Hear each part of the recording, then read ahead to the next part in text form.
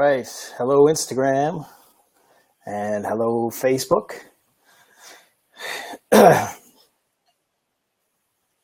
Happy Easter to you all. I hope you're having a great day.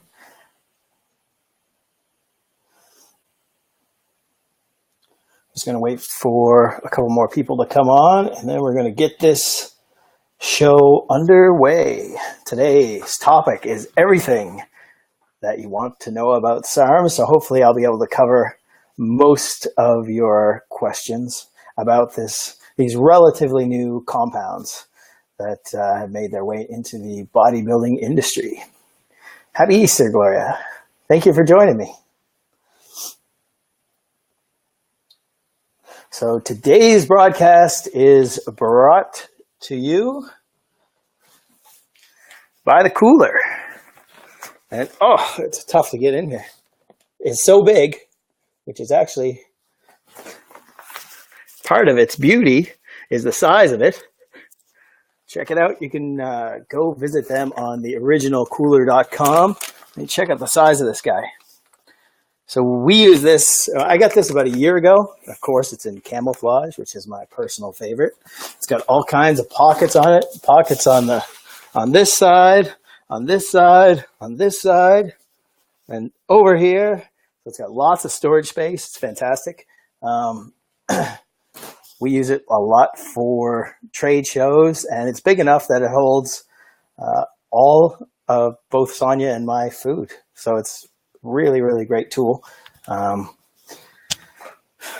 So I advise that you go check them out. They're going to be at the Toronto Pro Super Show, I believe, in about 3 or 4 weeks, I believe it is. We're going to be there too. So if you're in the Toronto area, please stop by and see us there. This past weekend, we were in Halifax, Nova Scotia for the NSA-BBA Provincial Championships. Give a shout out to my client, Jack Stewart, for placing second in the men's Masters Physique division. Well done. Looking forward to doing nationals with you. Hopefully that's public knowledge. So, hey, Jason, thanks for joining us. So we're going to get underway now. Once again, thank you for joining me. We're going to go over today SARMS and everything that you want to know about SARMS. So feel free to ask questions along the way. I'll do my best to answer them as we go along. Of course, that's the whole purpose of these Facebook live broadcasts, is the interaction that we can have with one another, both on Instagram and on Facebook. So feel free to ask questions. If you're watching this in replay, there are moments when I pause, either because I see a question come up or my ADD kicks in and I just kind of lose my track of thought. So bear with me, because this is still all very new to me. And I do lose my track of thought relatively often. So I try to get back on track as soon as I can, but it happens. And it probably looks kind of weird, especially if you watch this on our YouTube channel, where this is going to be broadcast as well. As soon as this is done, I upload it to our YouTube channel, which is Advanced Genetics TV. So if you missed anything, you can watch it there. And of course, you can watch it on Facebook and replay anyway, but it's an easy place to find it. So here we go. So we're going to talk about selective androgen receptor modulators. That's a mouthful, but this is exactly what SARMS stands for: selective androgen receptor molecules or modulators. And what were these things developed for in the first place? Well, they're still under research. They haven't been around for that long. They've been, I think, since 1998. So these things have been were started by, of course, pharmaceutical companies looking to create something that had less side effects than the regular anabolics that we have available to us, which are things like testosterone. So they're looking for safer alternatives for people, and they were especially developed for aging, for chronic disease, for treating chronic diseases, and for treating muscle wasting conditions like cancer and osteoporosis. Now, I'm going to be looking at a few notes for this topic. So if you see me looking off in the distance, that's why. These things are relatively new to me as well. I've been studying them for, well, I'd say I've known about them for about 3 years now. Kind of more of an interest in the past year and a half. But it's very important to me that I give you guys the most accurate information. So I'm going to be looking at notes a little bit here while we go through. So as I had mentioned, that SARMs are a class of therapeutic compounds similar to anabolics, but with less androgenic properties. So basically, we're looking at compounds that do not aromatize to estrogen, at least nearly as much. They also don't bind to the prostate. And they also don't cause liver damage because they're not methylated. Also don't impact your own testosterone production quite as significantly. So let me read. Hey, Kim, welcome. So let me read this to you. I think I've covered pretty much all the advantages or the proposed advantages of SARMs. But I'll read this to you guys anyway, because I may have missed something. So basically, yes, they're anabolic agents with reduced androgenic properties, so that SARMs have the advantage that they don't go to androgen receptors. So you get you don't have as many steroid-related side effects, such as acne, liver damage, breast tissue development, shrinking of the testicles, deepening of the voice, growth of hair on the face, stomach, upper back, and abnormal menstrual cycles in females. So yes, these compounds were developed for use by both men and women. Let's look at the history of SARMs rather briefly. Like I said, they were introduced in 1998. So they're still relatively new. And when I go over some of the names of these compounds, you're going to see they have a lot of numbers in the names. They sound kind of odd. It's because they're still research chemicals. And that kind of brings us to the next topic, which are SARMS legal, or are they illegal? They are what I would call quasi-legal. That is, they are not legal. They are not legal to be sold as nutritional supplements, but only sold as research chemicals. So basically, and I think there's still some supplement companies in the States that still sell SARMs in capsule form, but I think you're probably going to see those less and less easier to find, and you can find them as usually liquids. So this is kind of like what they kind of look like oftentimes. You got to shake them up. So that's kind of what a SARM, or that is what a SARM looks like. Usually, sometimes they come in, dark bottles. Sometimes they come in clear bottles with colors, so you can differentiate between them. But that's basically what they look like. So they are not legal as a dietary supplement, but you will find them as research chemicals. They are banned by WADA, and I think most drug tested associations will test for SARMs. There's probably a couple that they don't have tests for, but it's not really worth it, in my opinion. If you're an athlete, worried about failing a drug test, don't use them close to your show, or don't use them at all. If you're going to be truly drug free, don't use them at all. They are chemicals. Okay. Are they safe? Is another big question that we get. Hey, Renee, thanks, man. I'm glad you're here to join us. And feel free, anybody, if you want to chime in to what we're talking about here. I'm more than happy to hear what your opinion on these things are. And if you have anything you'd like to add, please do. Are they safe? Well, like I had said earlier, they've only been around since 1998. So Do we know if they're safe or not? Well, we know they're safer in respects of the androgenic side effects, the estrogen conversion, liver problems, prostate problems, that sort of thing. But are they completely safe? Well, the truth of the matter is we just do not know yet because they haven't been around for a long enough time. But we do know that they are, in at least those respects, safer than steroids. However, I do recommend, if you do choose to use these things, use them with caution because they can cause issues. And that's what we're going to kind of get into now. Like I said, they haven't been around long enough to know about all the possible issues, but we do know because there are those people out there that use dosages beyond the recommended dosages that do get some side effects. And these side effects are very much like the side effects associated with steroids. So you can have cholesterol problems. You can have aromatization effects, which is basically converting to estrogen. And that's when you run into a lot of issues. You can have shutdown of your own natural testosterone levels. So these things have to be kept in mind. Yeah, Brian, you're actually 100% right. They have to be treated with respect. Absolutely. I don't know why you say haha at the end, because you're absolutely right. They do have to be treated with absolute respect. And they are a chemical that you're putting into your body. So I always preach awareness to people, even with food.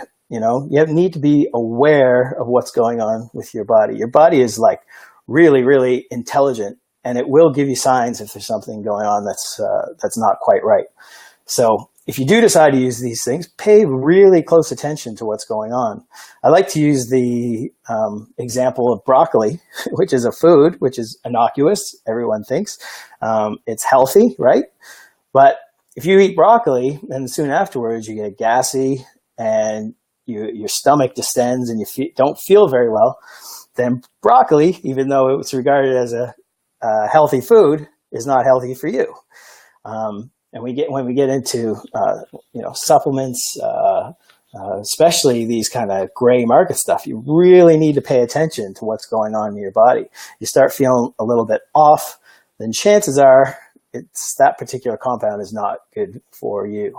So I highly, highly recommend awareness and vigilance if this is something that you choose to do. Oh, Brian said he didn't mean a haha. So that's cool. I get it. Timmy Vaughn asks, are these peptides? Actually, they're not peptides. They're something completely different. Peptides oftentimes are injected. Well, actually, I think all peptides are injected. Peptides were kind of like SARMS, in my mind, kind of like the new peptide, because for quite a while peptides were like the hottest thing going. Lots of peptide companies emerged. We learned pretty quick which peptides seemed to work and which ones didn't. I've never actually been a huge fan of peptides, partially because we're going to run into the same problem with SARMS pretty soon, I'm sure, with low quality SARMS. But with peptides, it's just the idea of injecting something it doesn't appeal to me.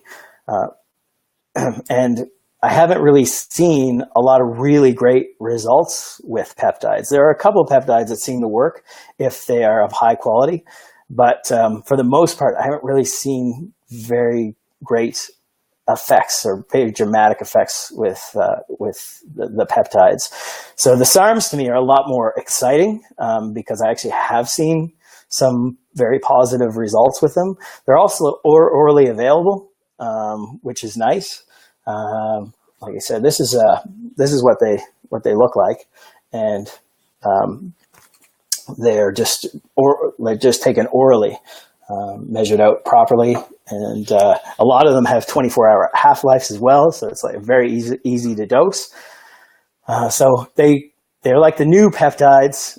I think possibly more effective than the other stuff, the previous injectable stuff. And like I said, it seems to really the peptides, really seem to have dropped in quality since they first come out.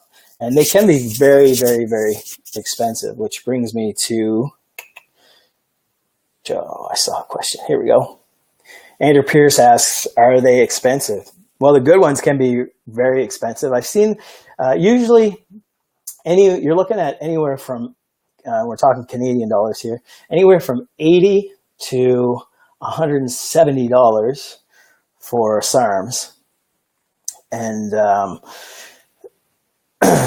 sorry, see, that's what happens when I see a question come up that I like. I kind of pause. And it kind of throws me off a little bit. So you're looking at anywhere between like a low end of 80, which is not super common.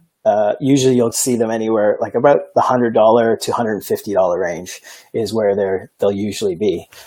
So that gives you an idea. And I think that's depending for men, that's going to be about a month's supply of a single SARM. And for women who usually take about half of the dose, that last a couple months. So certainly compared to some things, they're a lot less expensive. And if we're looking at, I mean, we'll get into a couple of the more popular SARMs in a moment, but there's one called MK677, which is a growth hormone surrogataug. And that is much less expensive than legitimate growth hormone. So we'll talk about that in a minute. Yeah, definitely, Brian, you get what you pay for, basically. So you don't want to skimp on these sort of things. Just like supplements, you don't want to skimp on supplements either. You want to buy high quality stuff. If you're going out there to buy a 5-pound protein, you're only willing to pay $35. You're going to get a $35 protein, if we can call it protein, right? So, treat your body right. I mean, your body you only have one. So invest in it wisely and with, carefully and with a lot of thought and consideration. I can understand if you're on a limited budget, but if you're on a limited budget, buy food and stuff. Concentrate your money on that, spending your money on high quality food, organic foods, things like that, rather than getting into supplements at all. But if you have the money for supplements, buy the good stuff, right? It only makes sense. It's going into your body. You have one body, treat it well. I have a question from Phil on Instagram. He said, can you use SARMS in conjunction with TRT? So that would be a low dose testosterone, anywhere from 100 to 200 milligrams a week. Yes, lots of people definitely do use the SARMS in conjunction with testosterone or testosterone replacement therapy. By the same token, if you're someone that uses steroids and you use relatively high dosages,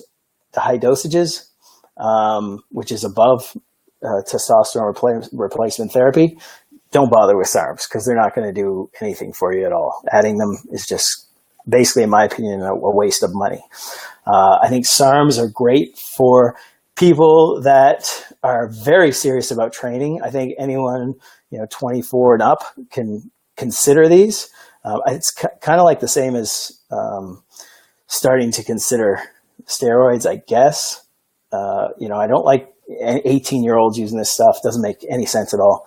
23, 24, 25, maybe you can start to consider it, but do your research, of course. Now, you never want to use anything without the recommendation of a doctor, and under a doctor's supervision. I am not a doctor, and I am definitely not recommending these products to anyone. I'm just here to try to provide some knowledge about it. But I certainly would not, if anyone out there is watching that's, 18, 19, 20, let's just skip it. Use your money and buy it on food, spend your money on food and supplements, and learn how to train properly and learn how to eat properly. So, let's see.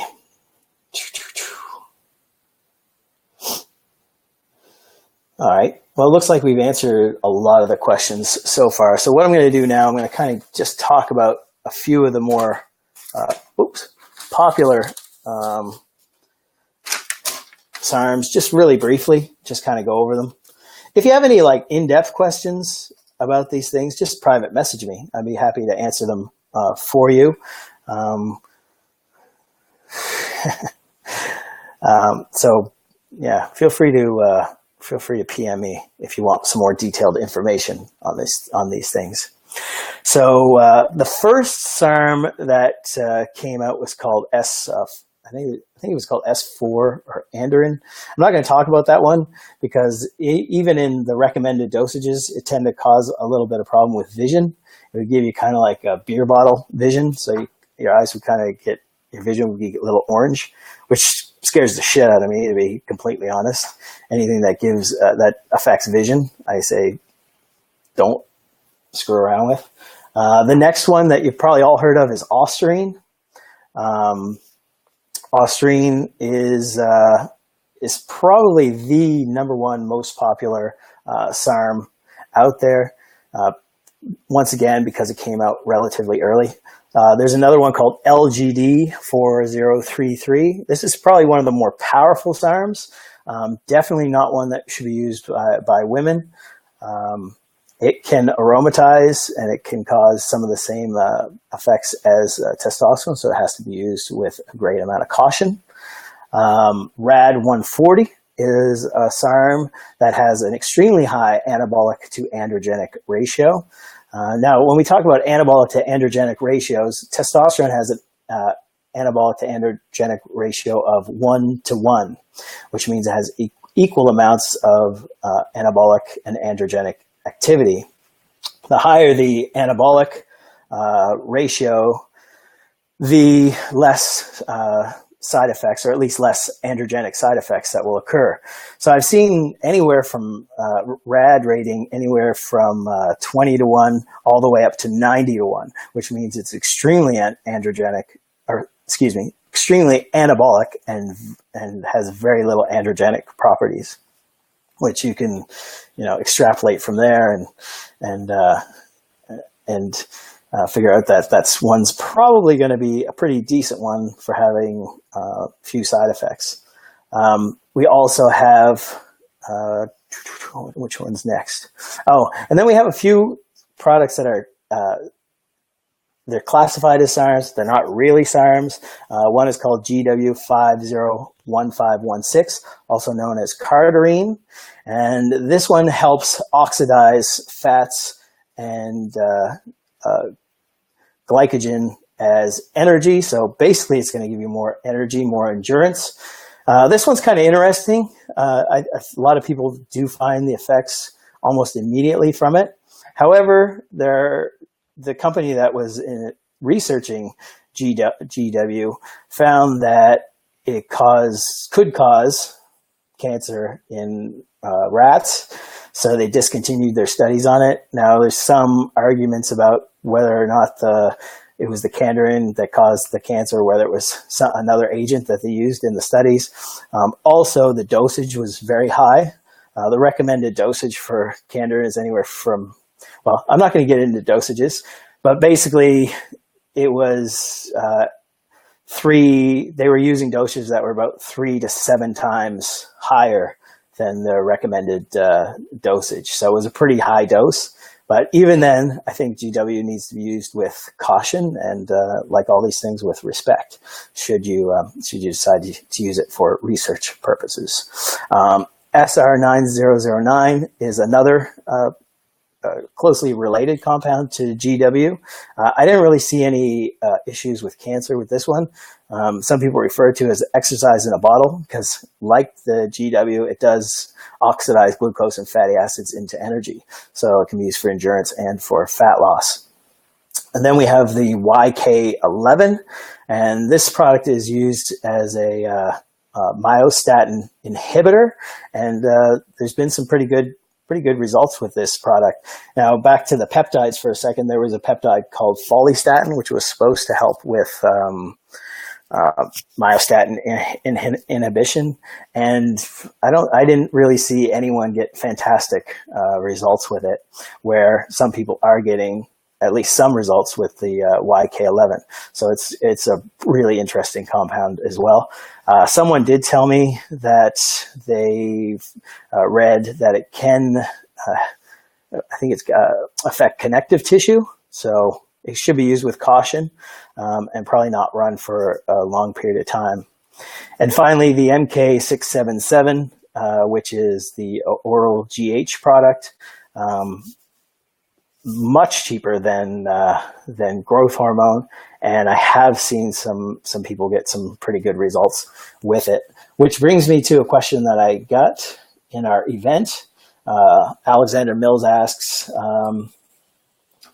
how do you think MK67 compares to HGH products compared to peptides?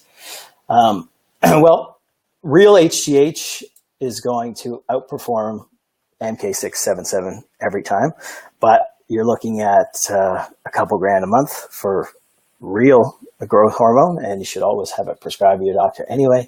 The underground growth hormones that are going around are kind of hit and miss. So I think probably MK677 will outperform most of those, but I don't really have the clinical data to back that up. So that's just my gut feeling on that. Do I have any concerns about fake or low quality products? Always. Yeah, that's definitely a concern. I'm certainly, well, PM me on that topic if you like, and because this is something that I'm actually considering myself. I am on TRT, hormone replacement therapy, so I'm even considering switching to SARMS only.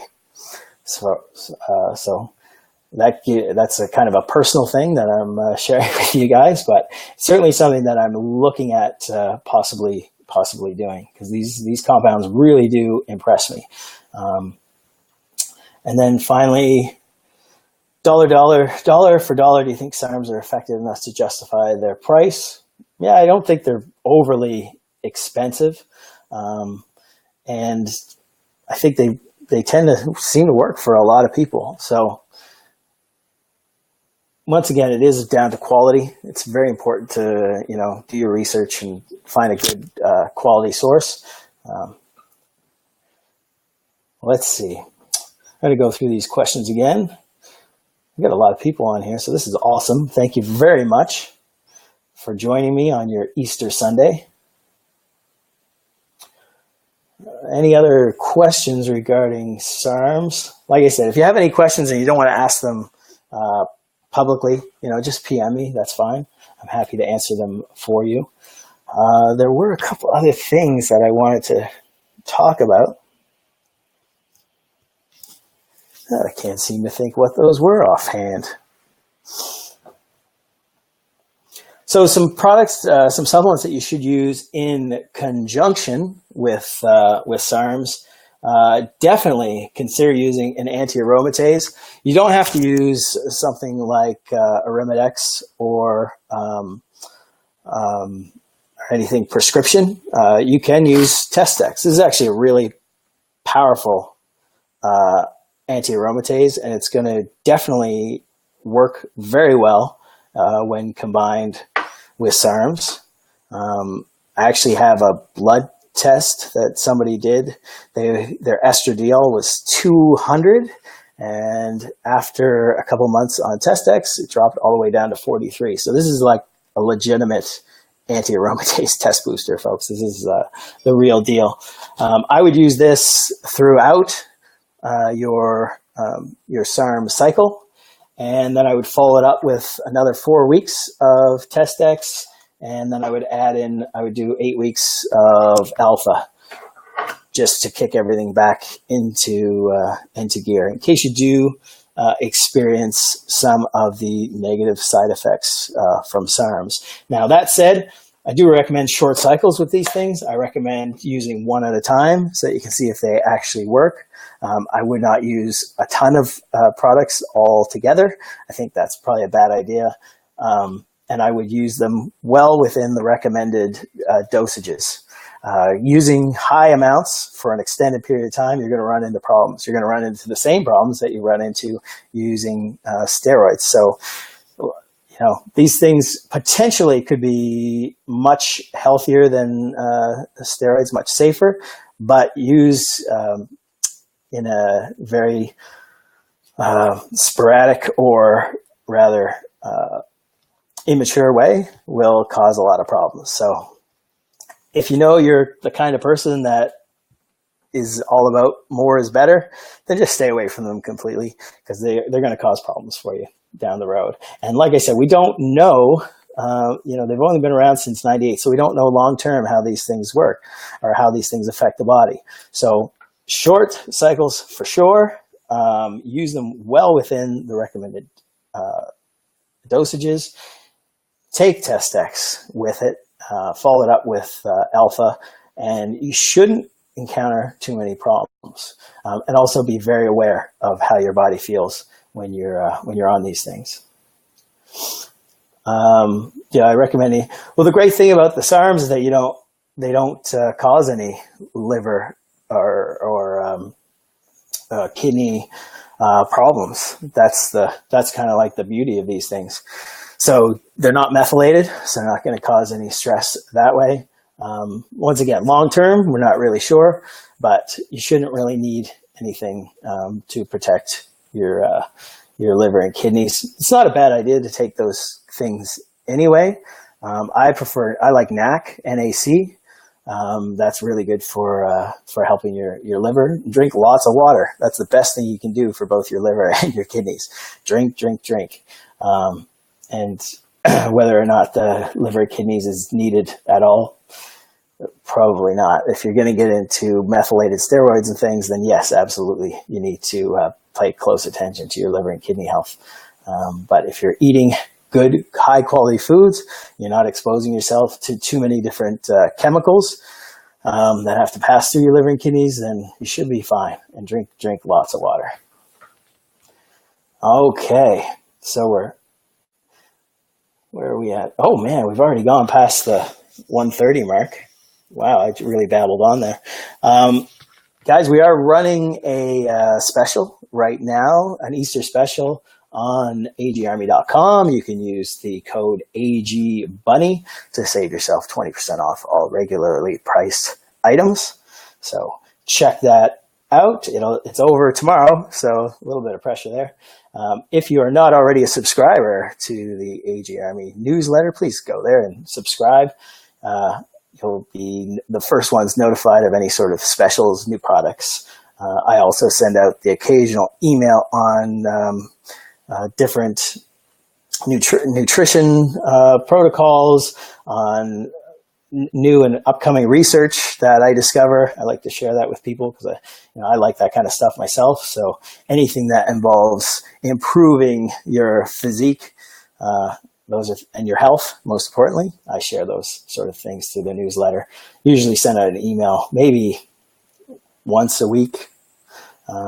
So please do subscribe. Once again, thank you very much for joining me, especially on this Easter Sunday. It's very nice to see you all. Thank you. If you think that this video would help anyone, please tag them in the comments and feel free to share the video as well. It's a lot of fun. I'm still getting used to this, as you can tell. I'm not super fluent yet, but I expect that over time that I'll get good at this. I better get good at this. I'm going to keep doing it until I get good at it. And we do this every Sunday at 1 p.m. Atlantic time. This is only number 4 in these broadcasts, but we're going to continue to do them. And I hope that you find them interesting. As well, if you have any questions about any topics that you'd like to see me cover, please feel free to get in touch with me. I'm easy to find. I'm on Instagram at Chris Johnson _IFBB Pro. See, this is the kind of stuff that I see, and it throws me completely off. Like, goddamn. Thanks, James. I appreciate it. And then on Facebook, well, you guys are on my Facebook, feel free to get hold of me there. You can also find us, Advanced Genetics, on the Facebook, on Instagram, and on Twitter. So you can get hold of me there too. If you have any questions, I'm happy to answer them for you. I hope you guys have a fantastic day. That's it for us today. Have a wonderful, wonderful day. And until next week, hoorah!